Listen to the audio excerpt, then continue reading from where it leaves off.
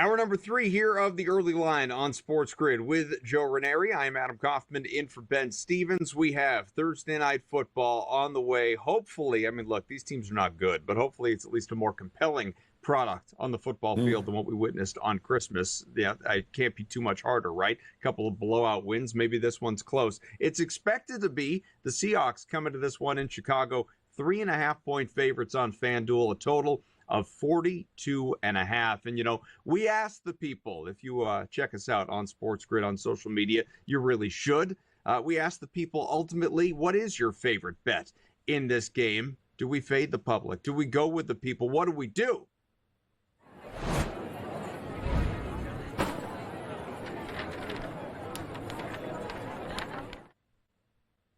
All right, Joe, let's take a look at this question that we submitted to the people. I voted in this one, too. I don't know if you did. I want to know what you think ultimately here. But it's ultimately, what was your favorite bet in this game? Is it the Seahawks minus 3.5? Is it the Bears plus 3.5? Is it the over 42.5? Is it the under 42.5? These are the results.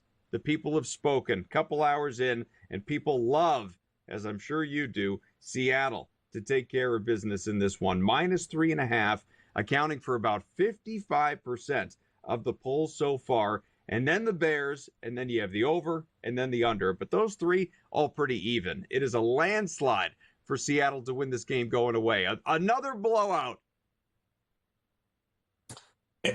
Listen, will it be a blowout? Probably. I mean, there's no doubt, which is why we're seeing this in real time.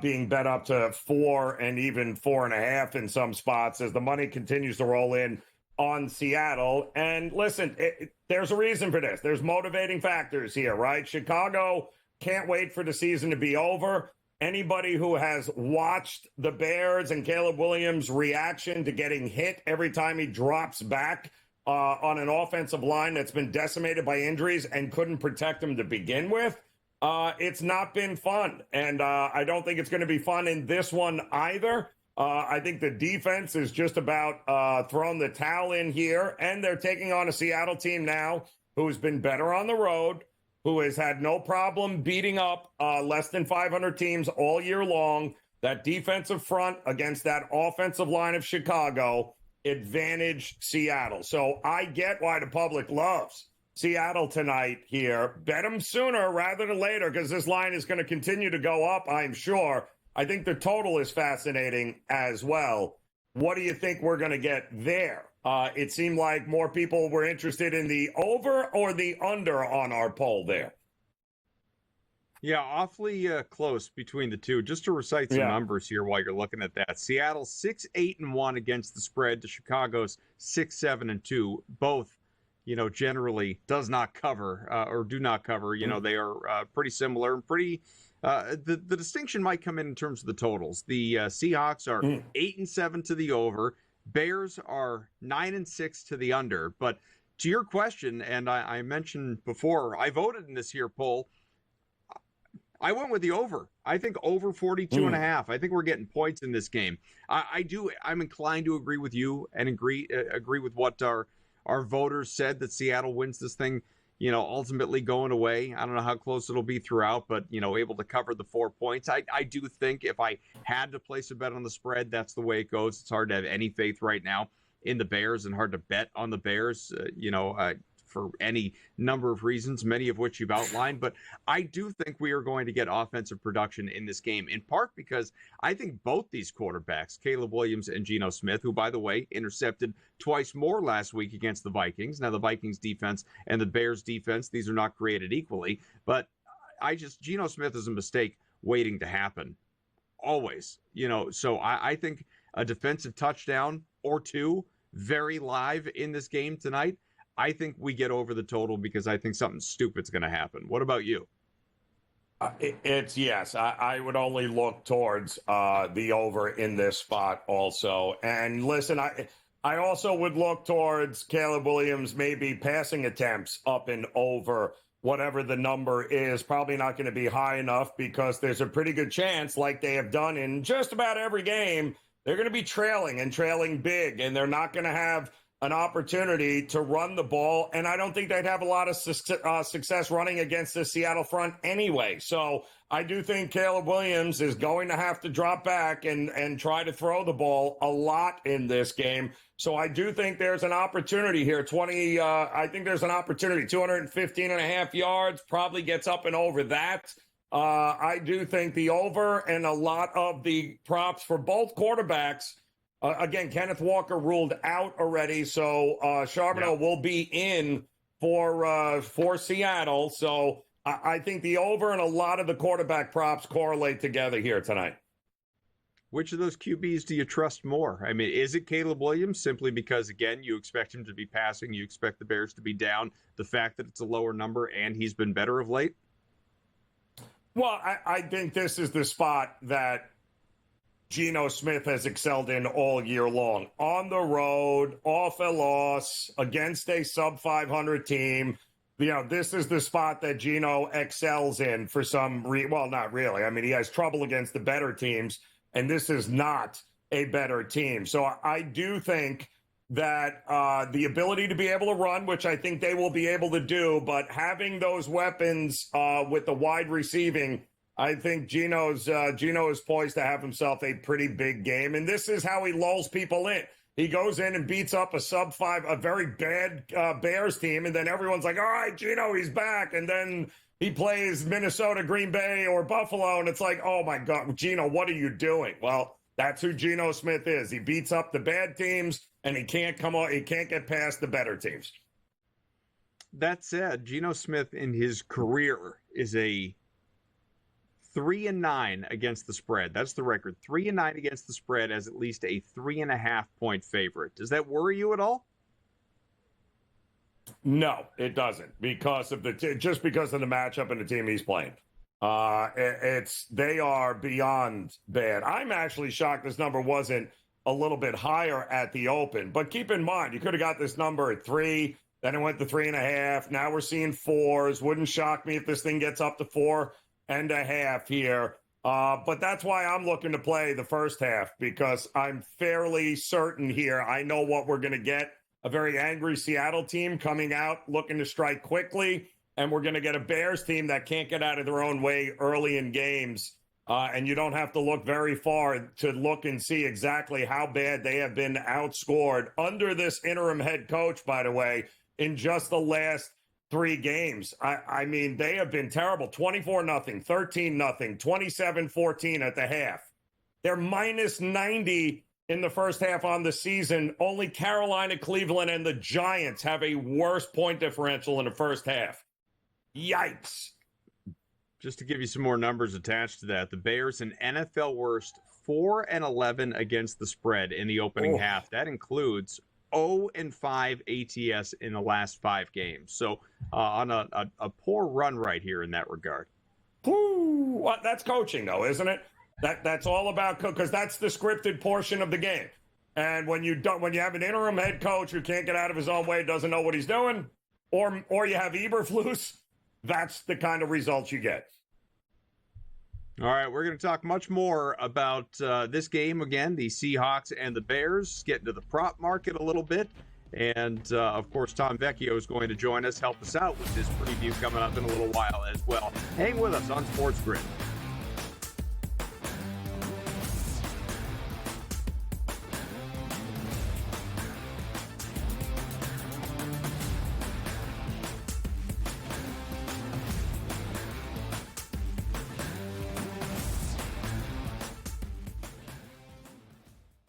So my team didn't win this weekend, but I still did with this app that's taking over the game. Sports Millions Pick'em lets you make quick and easy predictions. Pick your favorite players, go higher or lower, and you can still win big even if your team loses. Plus, the multiplier is insane. With just a few picks, you can win big money. So get on it. They've got a welcome bonus to help you start off your winning streak.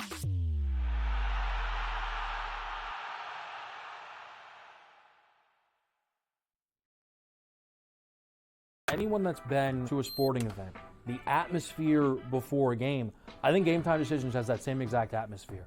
This is our arena.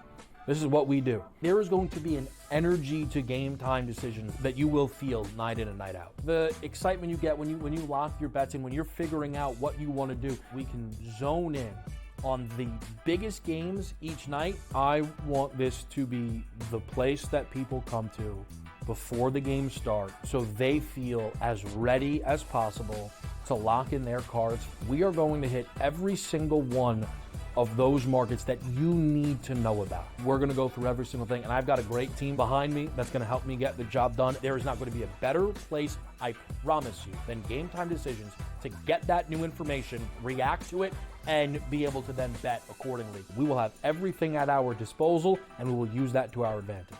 I'm Kevin Walsh. Tune into Game Time Decisions from 6 to 8 p.m. Eastern on SportsGrid. Your gut says Miami is going to win, and you should take the over. Your gut also said your NFT selfies would only go up in value. They didn't. But your head is on SportsGrid and knows the QB is in concussion protocol. The backup has a 45 QBR against the zone coverage. The New York D has the most sacks in the league. So yeah, trust your head. It's smarter to be on SportsGrid.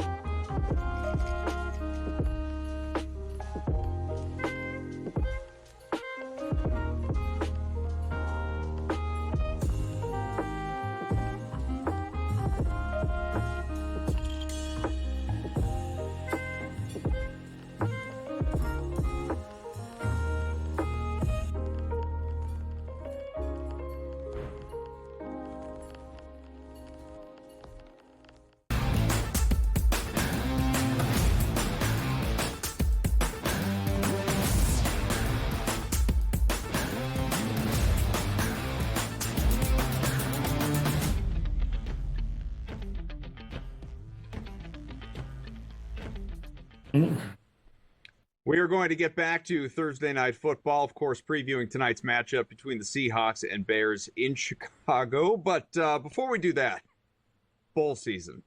It's not just the college football playoff going on right now, fam. We got, these bowl games. Might be a little bit too many. There might, Joe, just be too many bowls because, when you start to rattle off the names of some of these that we have in front of us today, I mean, have you even heard of them, honestly? Let's start with the 2 o'clock Eastern game, few hours out.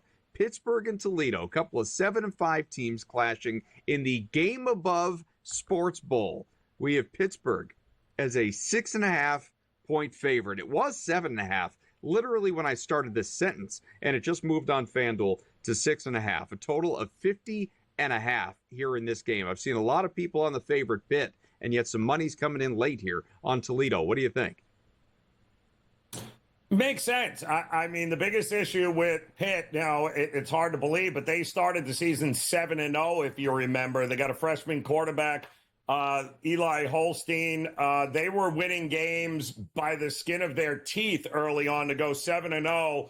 And then the injury started to kick in, and then reality started to kick in, and all of a sudden they finished the year on a losing streak. I think they lost their last 4 games or so, 4 or 5 games. It was not a good stretch here, but they've had plenty enough time in order to be able to heal up here, and they're hoping Eli Holstein will go. But Toledo pretty much bringing the entire team, including their quarterback, Tucker Gleason, here to this bowl game. And they've had a lot of success here in bowl games. I mean, Toledo, a MAC team, is going to be in a spot here, I think, to upend an ACC team in Pitt. We've seen this before. I think it's at Ford Field, by the way, which won't be that hard for Toledo fans to travel to. I do think that Toledo getting those points is the right side. But this was all about, and this is the problem with bowl games, Adam, who the hell is playing? You can't be making a bowl pick a week and a half, 2 weeks out from the game because you just don't know who's playing. But I'll tell you this, the bowl games we've gotten so far, including the Hawaii Bowl on Christmas Eve, I'll take that over what the NFL gave us yesterday all day long. It's true, absolutely. But you're right, the unpredictability between, injuries, transfer portal, sitting out draft eligibility. Hell, coaches leaving programs to take new jobs elsewhere. It's the wild, wild west when it comes to trying to figure out how to invest in these bowl games. So that one, as you said, Ford Field in Detroit. Let's go west to Chase Field in Phoenix, and that is Rutgers 7-5 against 8-4 Kansas State. K-State 6.5-point favorite. Total is 51.5. It feels like when you're talking about a game like this, usually it is the K-State talent. You know, whether it is Avery Johnson, the quarterback, you got DJ Giddens, Jace Brown as well. I mean, there's a lot of talent, obviously, with this team, and yet, talking to you during the break, you might be talking yourself into the dog. Well, it was until they announced that it looks like the leading rusher for the Rutgers Scarlet Knights looks like Managi is not going to play. The senior, I mean, he carried the ball 256 times this year. And that was he missed a game or two, I think, due to injury. And he was everything to them. Everything centered around a pretty stable rushing game, obviously set up the passing game, but it looks like they're going to have to do it without him, according to Greg Schiano. But, you know, Schiano with extra time has been a feisty coach in these spots as an underdog here. They're getting a touchdown. And let's face it, Kansas State is another one like Pitt, Adam, that started the season off, right? 7-0. We were all talking about Kansas State winning the Big 12, playing for a championship, a spot in the playoffs. And then, reality set in, and the wheels absolutely fell off there. So still some questions about who might be going for K-State. Their coach, Kleinman, made it seem as if, though, all the guys that matter are going to be there in this game, which is why you haven't really seen the line move that much. At a touchdown, if it gets to 7.5, I'm going to have no choice but to back Rutgers here, because I do think this is a very even and close game when it's all said and done.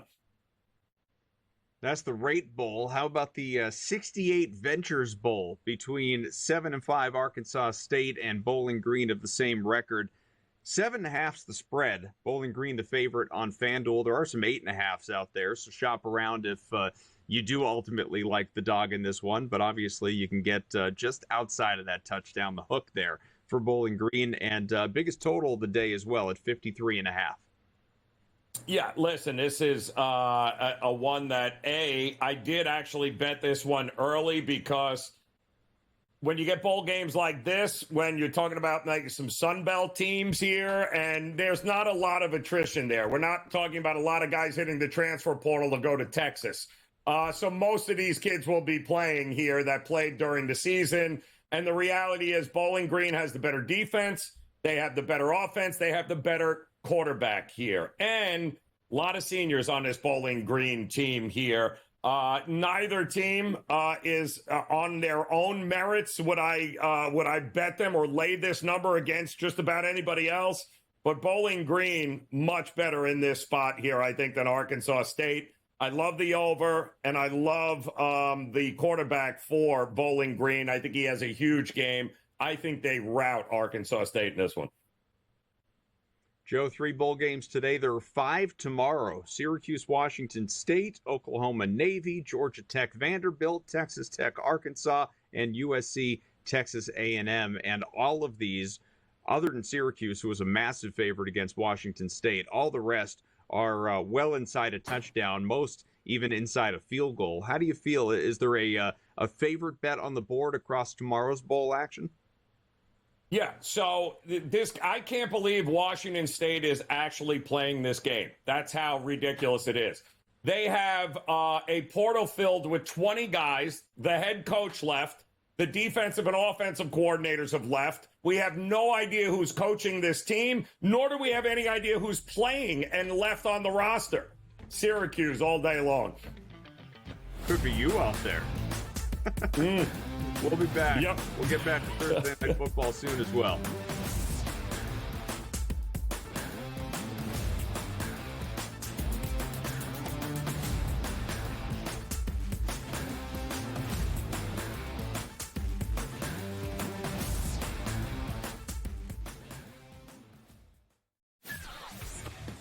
Uncle Stevie can just walk up the aisle like he's at the supermarket. I'll get a starting pitcher here, I'll get a closer here, I'll get a first baseman here, and he'll just keep throwing things in the cart because there is no limit. Now he's gone, so they got to go get arms to make that team better. Because the bottom line was they were just outclassed by the Dodgers. Let's face it, they got their ass beat. Pharrell Coast to Coast, only on SportsGrid. I want the mid-major teams. I want the A-10 to get 3 bids. I want, the Missouri Valley Conference to get an extra bid. I want these teams to go ahead that are one-bid leagues and give some of these other teams opportunities to make the NCAA tournament. Simply put, folks, when we get to the tournament, we don't care about all these teams that are big-time teams. Betting above the rim, only on SportsGrid. How do you find some of this great talent that you've brought in, who are still early in their career, might not have a ton of tape on them yet? I've been around this business, man, for almost 20 years. So a lot of these guys will tell you that I popped into a lot of gyms, sparred, or just worked on the side, or, kind of worked out, just watching. I've always loved this sport, man. I think it's the greatest. And we want to continue to put on the next up-and-coming superstars. We know we got them. Only on SportsGrid. The NFL and college, they don't operate on the same timelines, right? UNLV's head coach just got, the Purdue job this morning, where I imagine, right, UNC probably needs to know from Bill. And let's say it's late December, and we see 7, 8 teams open, and none of them want Bill.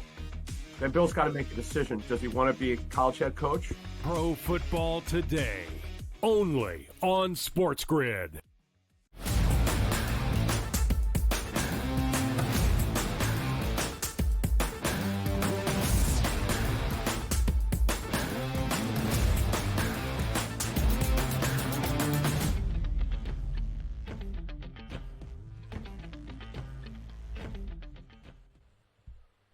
All right, we are back here on, of course, the early line on SportsGrid. Thanks for hanging out with us with Joe Raineri. I'm Adam Kaufman. We have ourselves, some other games tonight as well, as it's a incredibly busy day in the NBA tonight. We had, of course, the 5 marquee Christmas Day games. All of that yesterday, Joe, and again, I've referenced it a couple of times, but LeBron saying at the end of the day, like this is our day, all that, that I'll be curious to see what the ratings look like. I'm sure Netflix probably still spanked them just because of the popularity of all things football. People just put it on and sort of forget in the background. But NBA ruled the day in terms of the level of competition.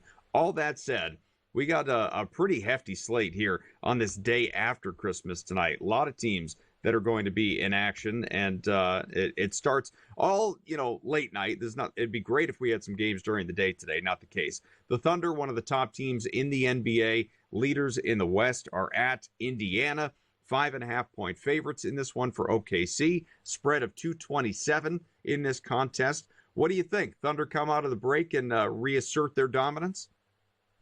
I don't know. The Pacers all of a sudden figured it out. They're no longer that run and gun team here that we came to know last year, where they want to run and score as many points as humanly possible.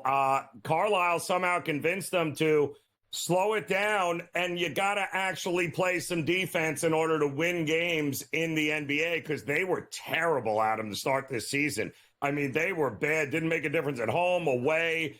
But they ended this little break here before Christmas playing some really good basketball. A lot of that was on the road. They won, 8 of 10 on the road, and yet you got OKC had to play in that NBA Cup, ends up getting embarrassed, but they bounced back pretty well from there.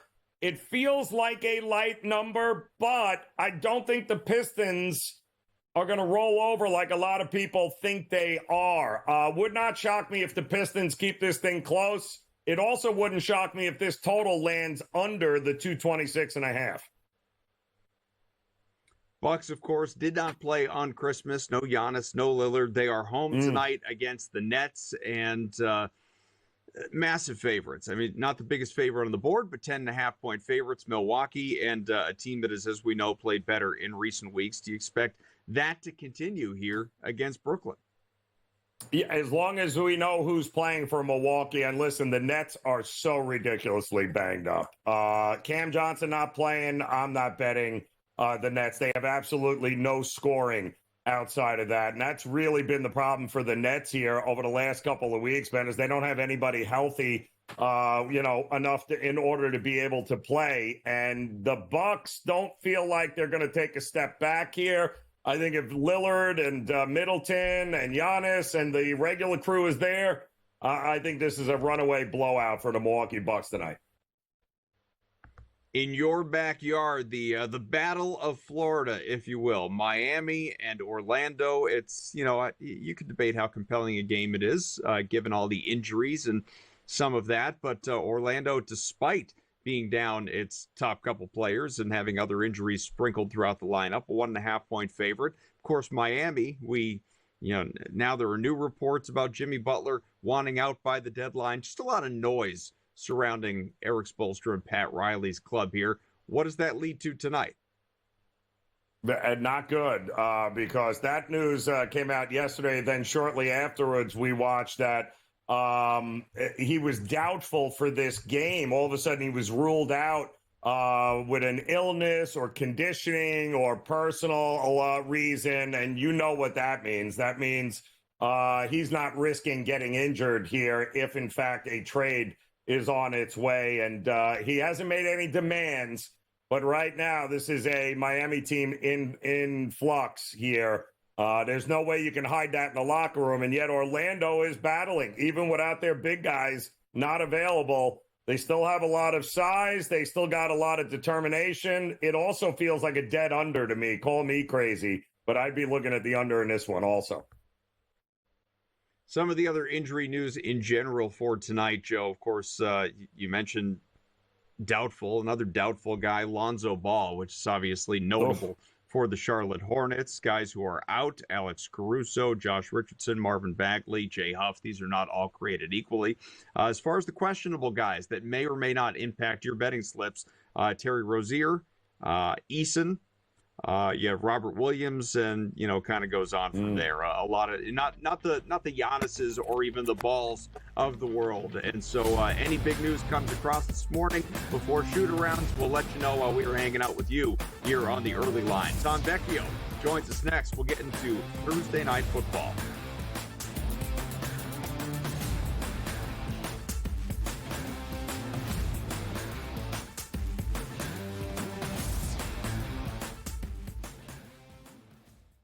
Anyone that's been to a sporting event, the atmosphere before a game, I think Game Time Decisions has that same exact atmosphere. This is our arena. This is what we do. There is going to be an energy to Game Time Decisions that you will feel night in and night out. The excitement you get when you lock your bets in, when you're figuring out what you want to do, we can zone in on the biggest games each night. I want this to be the place that people come to before the games start so they feel as ready as possible to lock in their cards. We are going to hit every single one of those markets that you need to know about. We're going to go through every single thing, and I've got a great team behind me that's going to help me get the job done. There is not going to be a better place, I promise you, than Game Time Decisions to get that new information, react to it, and be able to then bet accordingly. We will have everything at our disposal, and we will use that to our advantage. I'm Kevin Walsh. Tune into Game Time Decisions from 6 to 8 p.m. Eastern on SportsGrid. Your gut says Miami is going to win, and you should take the over. Your gut also said your NFT selfies would only go up in value. They didn't. But your head is on SportsGrid and knows the QB is in concussion protocol. The backup has a 45 QBR against the zone coverage. The New York D has the most sacks in the league. So yeah, trust your head. It's smarter to be on SportsGrid. Two guys that can do it all. Too much electricity this morning. This is a good time. We're having a lot of fun. I had to do a triple take. Ka-ching! Why? Because it's parity. I didn't mean to offend. Yeah, it's not going to happen. Load management is a dirty word. Let him rip. You know what? Circumstances provide the results. What? How do you do this one? Oh, Donnie, you got such a good show there. A network that is booming. The Early Line, only on SportsGrid.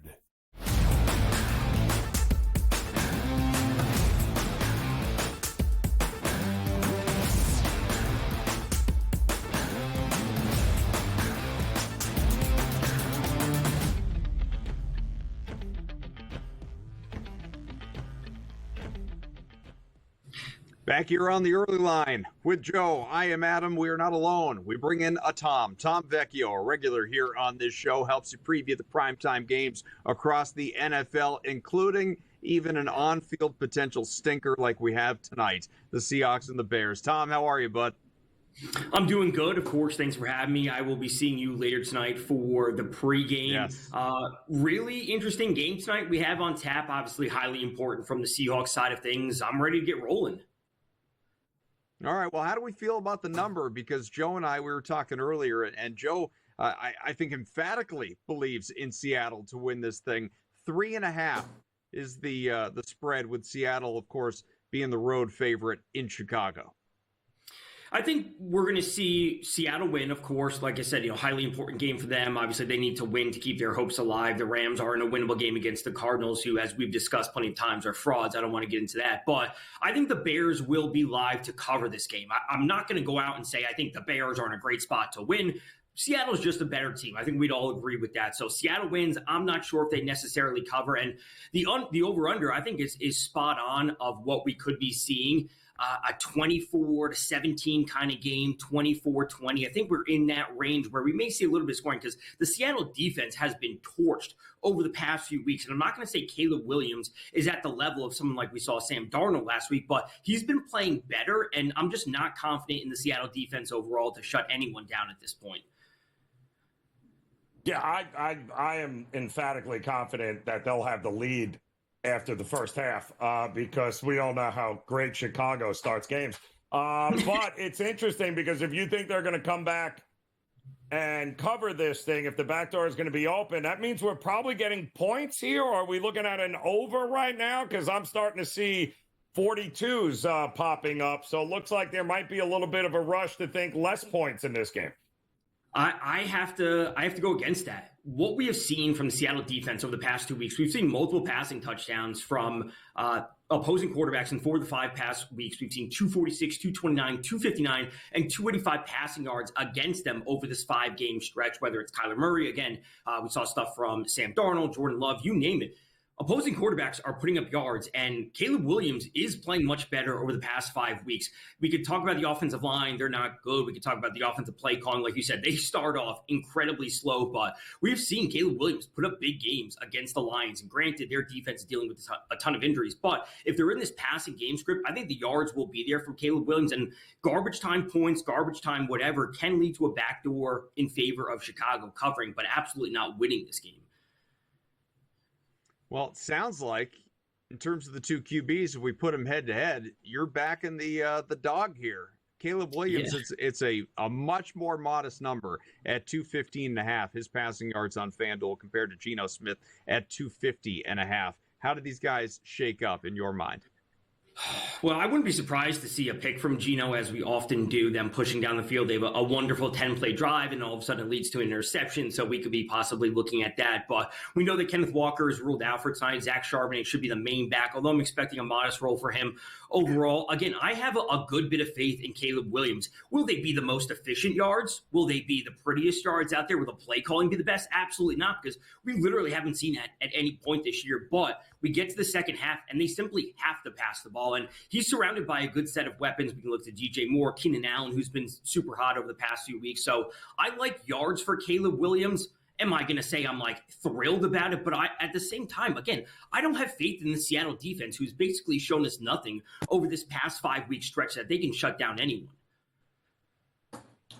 We know Walker has been ruled out, which again, ironically enough for Seattle, they don't lose a whole lot, do they there? What about the running backs on both these teams? So Zach Charbonnet, I think, has looked good, especially when he stepped into a full-time starting role. Him up at 22 carries against Arizona a couple weeks ago, I think doesn't tell the entire story where, they were up 24-10 at halftime. They're up 27-10. They're up by multiple scores, and that's where he's really fed a high volume of carries. That's not what I'm expecting tonight. Again, I'm expecting to keep this game somewhat close. As I mentioned, I think Chicago is live to cover this. I don't know if we're going to be seeing Zach Charbonnet seeing a ton of carries. So specifically, I like him under 16.5 attempts. I think he will get to that 14, 15 kind of range, but him pushing past that would have to the game script would have to get a little bit out of control, and that's just not what I'm expecting because I just don't think Seattle's amazing overall. They're an okay team. So I like him under specifically. On the other side of things, I think Swift has played a good role for Chicago overall. You can look to him in the passing game. I wouldn't mind a little bit of that, but I think the receivers for Chicago are my the spot that I have the most interest tonight. Let's go there then, Tom, because in terms of the pass catchers, I mean, you have some names, obviously. I mean, on the Seattle side, Jackson Smith and Jigba, who's really come on over the last half dozen weeks. DK Metcalf, who is consistent, not in the way that maybe he used to be, but he still produces out there. For Chicago, though, Keenan Allen, DJ Moore, even Rome Odunze, these guys consistently getting targets, hands on footballs, and moving the chains. You know, where are you going to invest? I love JSN, but I think his number is just a touch too high. Obviously, he's been awesome over the past few weeks. That number's been bet up. I don't want to say we missed the boat because he's obviously been awesome. I don't want to bet on number one receivers all the time. I prefer to take some of those secondary options. So let's turn to the Chicago side of things. DJ Moore is just racking up the targets week in and week out. So I like him over 5.5 receptions. That's sitting at -108. He comes in with a 27% target share. I also like DJ Moore to find the end zone up at +185. Seattle, they've allowed 18 touchdowns to opposing wide receivers. That's tied for the third most in the league. And I am, as I've said before, I'm kind of the belief that quarterbacks should try and keep their star wide receivers happy. We've seen Keenan Allen rack up the touchdowns. We've seen Rome Odunze have that 2-touchdown game. It's time for DJ Moore to find his way into the end zone against a secondary I am not confident in, and I will take the yards and the receptions and the touchdown from DJ Moore tonight. Call me crazy, but I do think the first score of the game is coming from Seattle's side. Who would you bet is going to score and find the end zone for Seattle first? For Seattle, do we have those numbers? If we could flash those up. Like I said, I'm big on JSN, so I think I would look there. Zach Charbonnet's line is probably not going to be like a spot that'll go. It's probably just going to be far too low, especially with the favorite. We know that Kenneth Walker is out. So I would try to find someone in that mid-range, somewhere around 8, 9, 10 to 1. If you can get someone a little bit longer, I wouldn't mind that. Noah Fant has been okay. I would not go to Tyler Lockett. That's just not a player I'm particularly high on. I think he's getting pushed out of the offense when there's other options ahead of him. But finding someone at 9 to 10 range, if you can find JSN, I think that's the spot that I would look. So I'll read these to you here real quick. Charbonnet is the only guy at minus money, -170, as you said. No Kenneth Walker. And then you have Jackson Smith and Jigba, Keenan Allen, DJ Moore, DeAndre Swift, DK Metcalf, all inside of 2 to 1. Okay, so the books don't know what to do with these guys. They've just all basically got the same chance for. And then you have at +280 Odunze. Then you start to maybe find some value. The tight ends, Noah Fant, Cole Kmet, +430 each. Tyler Lockett, kind of forgotten member of that offense, at +460. Same for Rashawn Johnson. You're talking about 9 to 10, 10 to 1. Or 9 to 1, 10 to 1. I mean, you got to first touchdown. You're getting into first touchdown. Not any time. Okay, first. Okay. I was going to say you're getting into like Pharaoh Brown territory. No. First touchdown. First touchdown. Okay, first touchdown. You're getting Keenan Allen, DJ Moore, DK Metcalf, DeAndre Swift, all in the vicinity of 9, 10 to 1. Yeah, I think looking at DK is reasonable. Again, depending on what JSN's number is, a spot that I may shy away from if I just don't like that spot. But, I want to say maybe does this game start off punt? It's Adam. This is something that we've talked about before. But, that punt first drives starts off a little bit slow. As Joe, you mentioned, what does Chicago do in the first half? Absolutely nothing. Right? Nothing in the first half. We're seeing these games where they have 30 total yards after the first quarter or the entire first half. So a punt, it could be a reasonable way to start this. All right. I'd be curious to see how this one plays out. But here's what I do know. Tom here and I, along with Dave Sharapan, are going to talk a lot more about it on Pro Football Today tonight, 7 o'clock Eastern time, right here on SportsGrid. We will give you all the latest injury news, information, favorite bets, all of it. Tom, look forward to chatting then, but thanks for hopping on this morning. Or see you then. Absolutely. More of the early line with Joe Raineri coming up after this.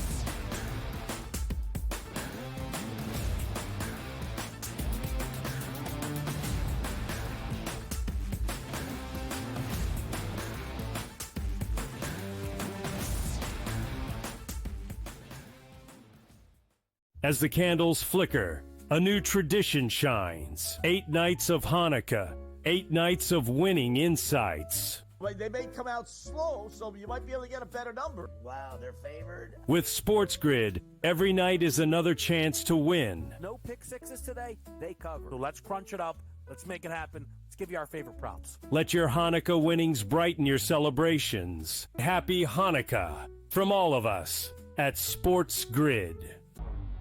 The two guys that can do it all. Too much electricity this morning. This is a good time. We're having a lot of fun. I had to do a triple take. Ka-ching! Why? Because of parity.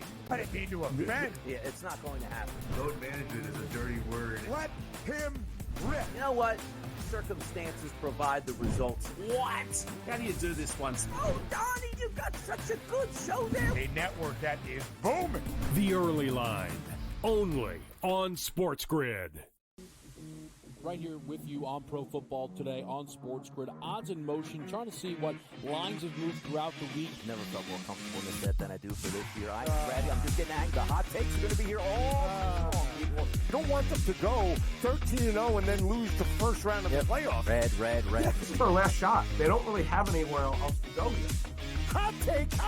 By the time I hit, guess what, Route 33 up here, that ticket's cashing. Only on SportsGrid. In the heart of winter, when nights grow long, we come together under these lights. A team, united by purpose. Fans, bound by passion. Each holding a small flicker of hope in their hands. At SportsGrid, we believe that even the darkest nights can't dim the unity we share. One team, one stadium, one shining moment. This holiday season, we shine brighter together. Happy Hanukkah from all of us at SportsGrid.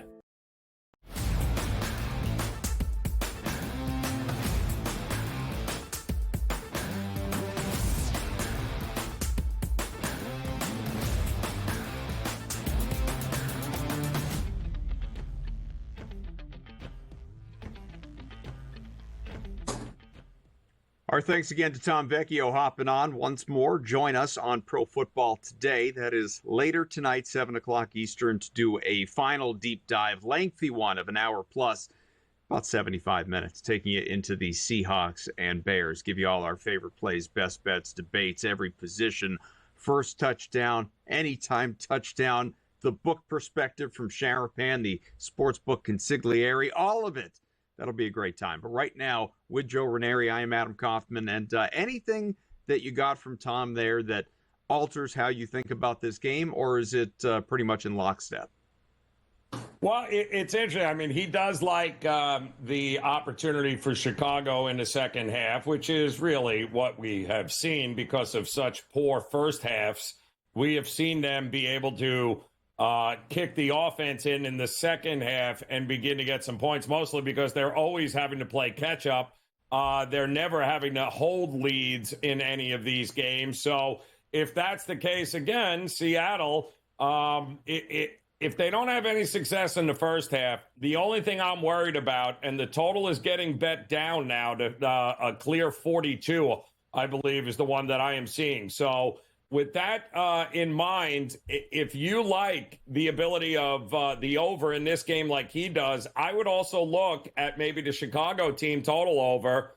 It's 19.5, I think. If this game is flying over, they're going to have to get at least 20 points in this game, I think, for that to happen because, Seattle would have no problem with sitting on the ball and forcing you to stop Charbonnet if that's going to be the case, if they have a big enough lead in the second half. So if you like the over at 42, you're going to need Chicago to show up and provide some points as well. Bears in their latest game, they got doubled up by the Lions in a game that honestly didn't even feel that close, 34-17. Right. But Keenan Allen, 9 catches, 100 yards. He had 13 targets. You had Odunze go 4 for 77 on 7 targets. DJ Moore, 7 for 68 on 10 targets. I will mention DeAndre Swift, who was 3 for 3 for 33 targets as well. If I'm looking at what that tells you, pardon me, is that obviously Caleb Williams is going to spread the ball around, which I think we all know at this point. But when I'm looking at the props tonight on FanDuel, I know that Tom likes DJ Moore, and I get it. He's been, a target machine, not always reliable in terms of the yardage, but the receptions tend to be there, especially if you're putting builders together, that type of thing. Keenan Allen is at 59.5. DJ Moore, 55.5. Odunze, 43.5. And Swift, 12.5. Couple that with the fact that this defense is going to allow big plays. It's going to happen. The Seattle defense is not overwhelming in that secondary, especially when it comes to the wideouts. But I will include Swift as someone that I do expect to be involved in the passing game out of the backfield. I don't know, Joe, that there's one of these guys that I just love, hands down above the rest. But tell me how you feel about this. I would strongly consider, and I haven't locked anything in yet, I'm just thinking about this. I would strongly consider betting overs on all 4 of those guys, thinking that there's a real good chance that 3 out of the 4 hit. Why not? I agree. I don't hate that look because big play potential is going to be there for both sides, right? So there is, I think, a really good opportunity. And maybe even we start looking at things like longest rush, whatever that is, longest reception, those kinds of things there, because both these defenses, to your point, have given up those explosive plays. So maybe not a bad idea to start looking in that prop market as far as, what's the longest, Swift rush? What's the longest Charbonnet rush? What's the longest DJ Metcalf reception? Those types of things could be very profitable here tonight, given what we've seen from these defenses. Well, I'm just looking here to that point. So Odunze, longest receptions over the last 2 weeks, 30 and 29. His market here in this game, that line is set on FanDuel at 19.5. He has cleared that with ease with big plays each of the last 2 weeks. Keenan Allen, as far as his longest reception, see him at 45, 26, 31, and 40. Those are 4 out of his last 5 games. His line in this game is set at 20.5. So I'd say you're onto something there with a couple of these guys. Yeah. I wouldn't feel great doing it with DJ Moore. I don't feel like DJ Moore is, I can pull it up, but I don't feel like DJ Moore is usually a long reception guy. I feel like he's a short yard generally kind of guy, which is why the receptions are there and the yards aren't always. But looking at his game log, and I will tell you his number is set for this week at 19.5, so same vicinity of Allen and Odunze, both of whom I absolutely like better. I would play them before Moore. But Moore, he does have 25 last week. Before that, a couple of games in the teens. Then he had a couple in the 30s, 31 and 37. Most often, though, he's in the teens. Yeah. Yeah, and it makes I think makes sense. I mean, the home run hitters, it for Seattle, it's going to be Jackson Smith and Jigma, right? So we know that if there's going to be a home run, it's going to be him, or quite honestly, one of these Hail Marys to Metcalf too wouldn't shock me. But I think you're right on Chicago, and I would almost look to maybe. Because we've seen it happen a number of times. Maybe DeAndre Swift out of the backfield gets the longest rush of this game. Or what about as a receiver out of the backfield here, checking down all day if Caleb Williams is under pressure, which we think he's going to be with that offensive line. Right. Just throw out another trend as well. Trends are our friends until they're not, right? DJ Moore is sitting at 5.5, his line at minus 113 to the over. 5.5 receptions in this game. May sound or feel like a big number. I get it. But over his last half dozen games, 6 games, all losses, of course, for Chicago, which means passing, throwing behind, all of that. 7, 8, 6, 8, 7, 7. He has hit or cleared that number 6+ in every single game. Wow. That is actually a pretty interesting trend. I like that. I like that look a lot. Yeah, and the targets, my God. I mean, there's a 16 in there at Detroit back on Thanksgiving. We'll be back here on the early line after this.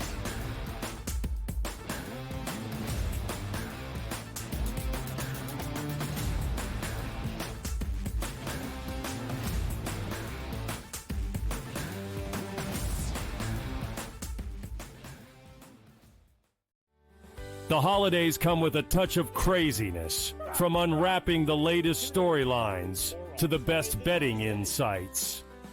We've got everything you need to crank up the excitement this season. We can't promise there won't be a little yelling. Played a decent schedule. They have maybe 500. There's no Oh, that just ruined my day. But we can guarantee a whole lot of fun. Merry Christmas from all of us at SportsGrid. You do not seem to be overly concerned about the Lions holding on to that 1 seed by the end of this season.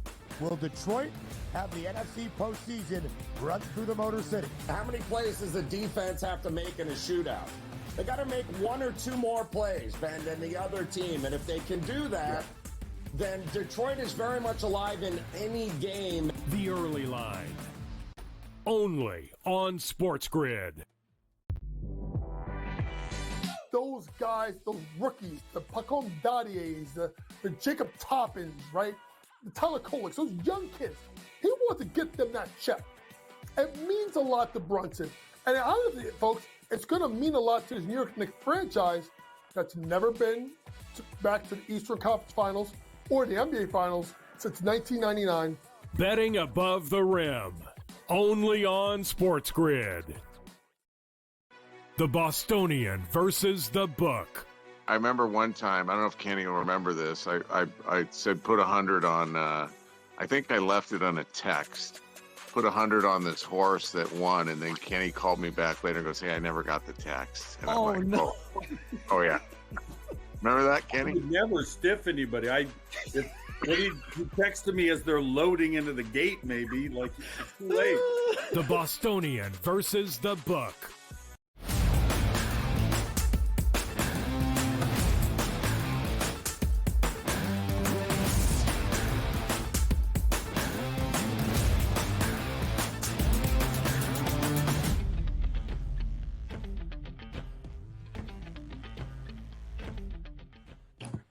Back with Joe, I am Adam. It is time to, of course, put a bow on this show. 3 hours goes by in a blink, nice and early. We've hit on a lot of great stuff. NBA, all the Christmas action. There are games tonight. 7 or 8 of them. We got a pretty good slate in front of us. Bowl games starting as early as this afternoon. Of course, more football. Who doesn't love that? Thursday night football, Seahawks and Bears. Let's give out some of our favorite plays for Thursday with Bye, Bye, Bye.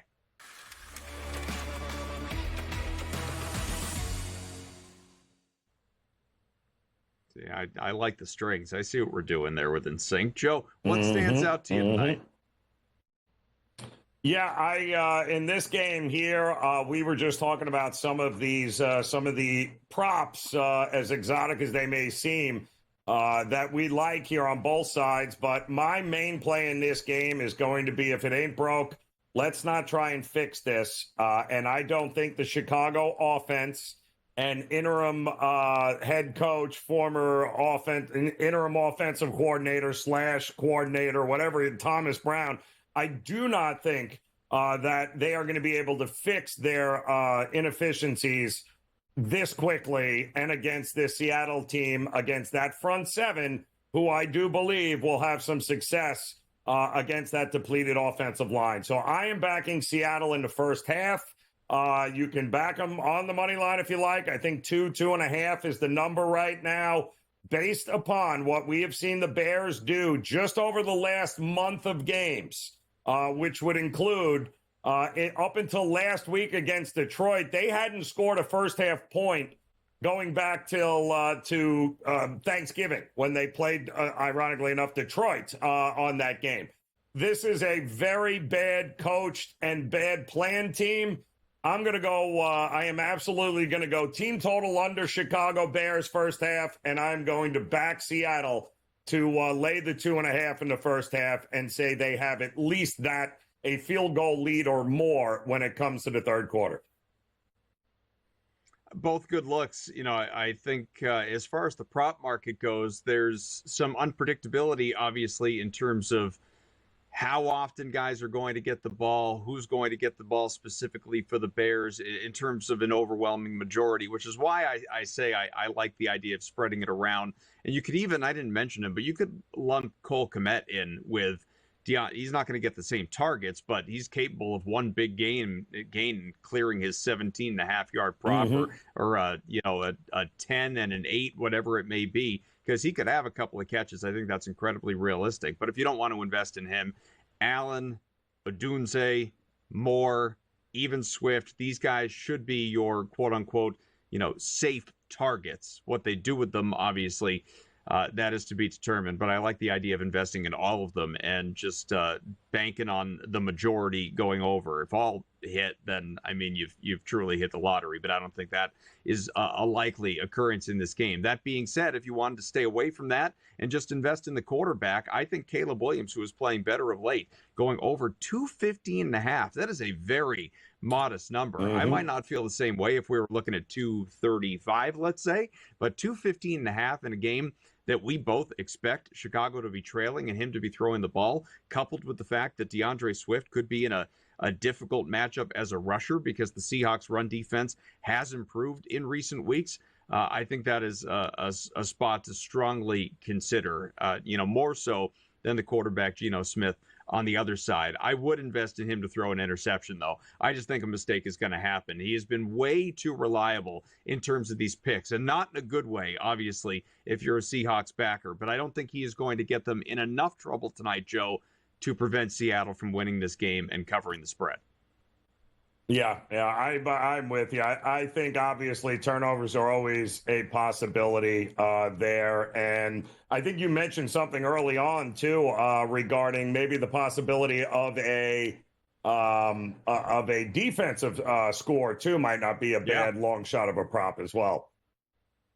No, it's a good point. Zach Charbonnet, by the way, don't get sort of spooked by what you saw out of him on the game log last time out. Remember, Kenneth Walker was available for that game. He is not out there tonight, and it's a solid matchup against a poor Bears run defense. So Charbonnet should be able to exploit it. That being said, the number's climbing. I saw 67.5 only 10 minutes ago. Now I'm seeing 68.5. So don't be shocked if that gets to 70.5 or something like that by game time. So shop around, invest early, especially if you like that over.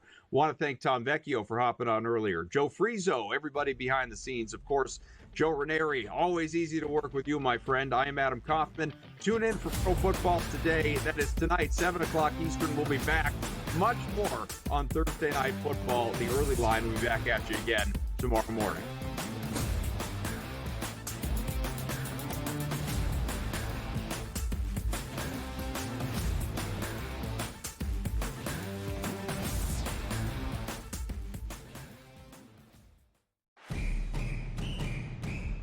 I'm actually not even on a side, and I'll get to that. Why are you on Texas? I gave them a chance. Maybe not me as the overwhelming authority in college football, but entering that game on this set to you guys, I said there was one elite defense entering the matchup in Austin back to end out October. It's not the Bulldogs like it used to be. It is Texas. College Football Today, only on SportsGrid. Right here with you on Pro Football Today on SportsGrid. Odds in motion, trying to see what lines have moved throughout the week. Never felt more comfortable in this set than I do for this year. I'm ready. I'm just getting angry. The hot takes are going to be here all long, people. You don't want them to go 13-0 and then lose the first round of the playoffs. Red. This is their last shot. They don't really have anywhere else to go yet. Hot take. By the time I hit, I guess what, Route 33 up here, that ticket's cashing. Only on SportsGrid. The Bostonian versus the Book. I remember one time, I don't know if Kenny will remember this, I said put 100 on, I think I left it on a text, put 100 on this horse that won, and then Kenny called me back later and goes, hey, I never got the text. And I'm like, no. Oh yeah. Remember that, Kenny? I would never stiff anybody. When he texted me as they're loading into the gate, maybe, like, it's too late. The Bostonian versus the Book.